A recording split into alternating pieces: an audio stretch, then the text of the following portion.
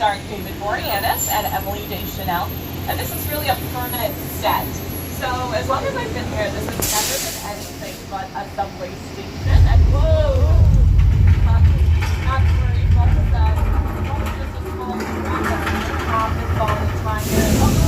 Oh no, this is good. This is the big one. Okay, everybody hang on.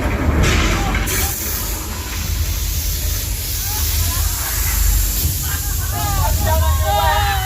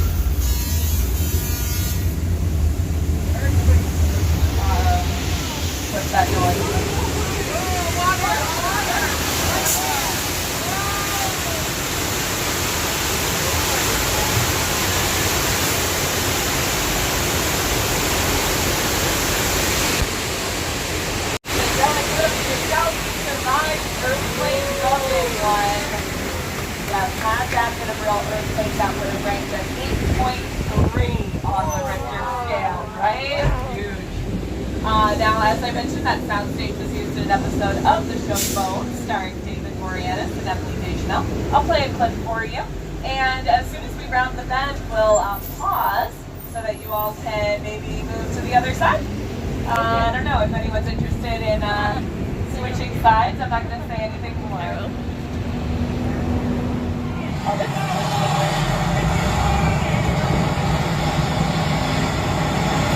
Alright, so I know you're thinking, King Kong battle, flash flood, earthquake. Danielle, what are you doing to us? So let's go relax. Let's go to the beach. I know this great one. It's in the town of Amity Island. Now, the town of Amity Island was recently terrorized by a man-eating shark. But as you can see, we've got the shark and the multi examples of all his shark friends to please behave. Now, we do have the police diver George out there in the water doing a final sweep. And on a personal note, I have been in love with George for about a year, and this morning he finally asked me out for dinner. I'm so excited. And you can't tell because he's wearing a scuba mask, but this guy is charming and handsome. I'm telling you, he's a real catch.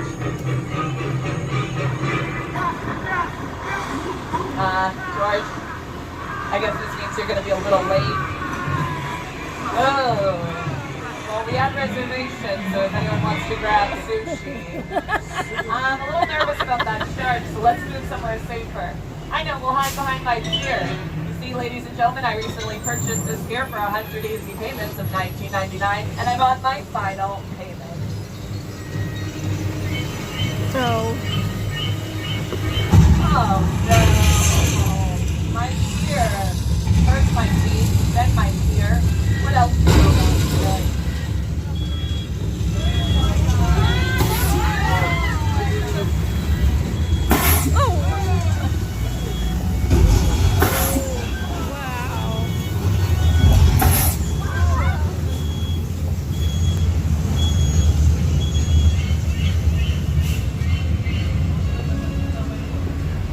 In retrospect, I should have known something scary was going to happen when that music started.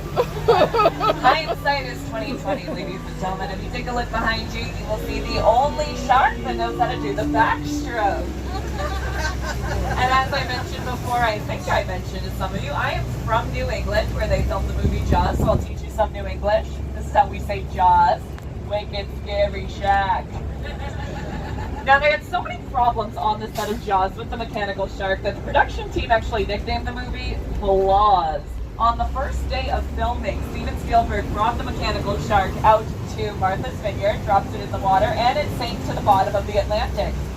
They were able to fish it out though. Because they had never tested it in salt water, the salt water corroded the gears and made it very heavy.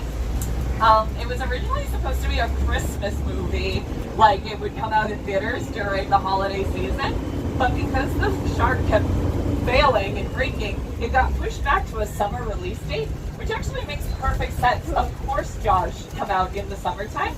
It also kind of set the tone for the rest of the studios in Hollywood to release their big blockbusters in the summertime, and we still keep that tradition going. So here on the left-hand side, we have our little Elm Street. It's a little neighborhood of residential houses. The first one is a mustard-colored house with a green roof over there. That was the home of Boo Radley from the film To Kill a Mockingbird, starring Gregory Peck. Gregory Peck won an Oscar for Best Actor for his portrayal of Atticus Finch. And here on the right-hand side, we have our Chicken Ranch. Whoops, that's not the clip I wanted. Chicken Ranch. That is where they filmed The Best Little Whorehouse in Texas, starring Dolly Parton. That is also where they filmed Night of a Thousand Corpses, directed by Rob Zombie. It was also used in an LMFAO music video for Party Rockin', Don't Stop Party Rockin'. Before it was here on the Universal lot, it was inside of Soundstage 12 and could open up like a dollhouse.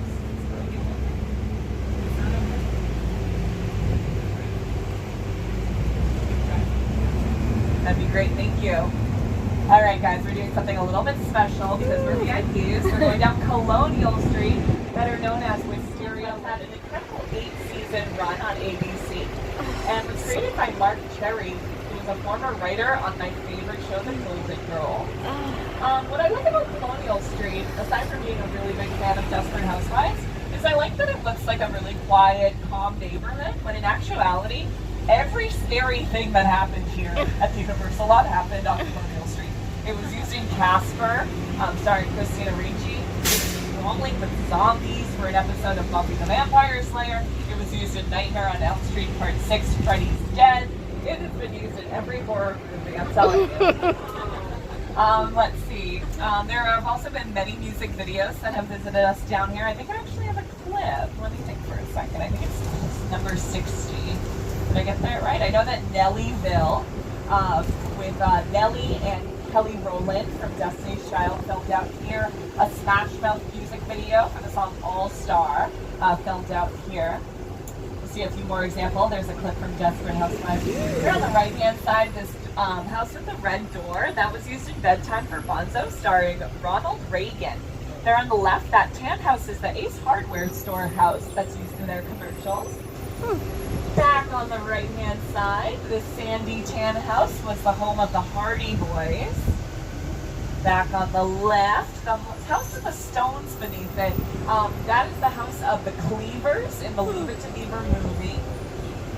It's like perfect for them. I totally see that. That was good scouting.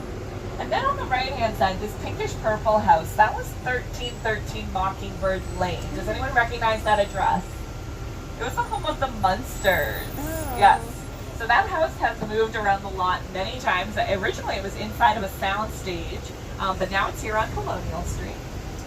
And the last house on the left was the house from Matlock. That's the one for the kids on the tour, Matlock. So many of the houses down Colonial Street are practical sets, which means that you can film on the inside and outside. And then some of them are just shelves. So inside of them, there's basically nothing at all. Thank you, President, for giving Colonial Street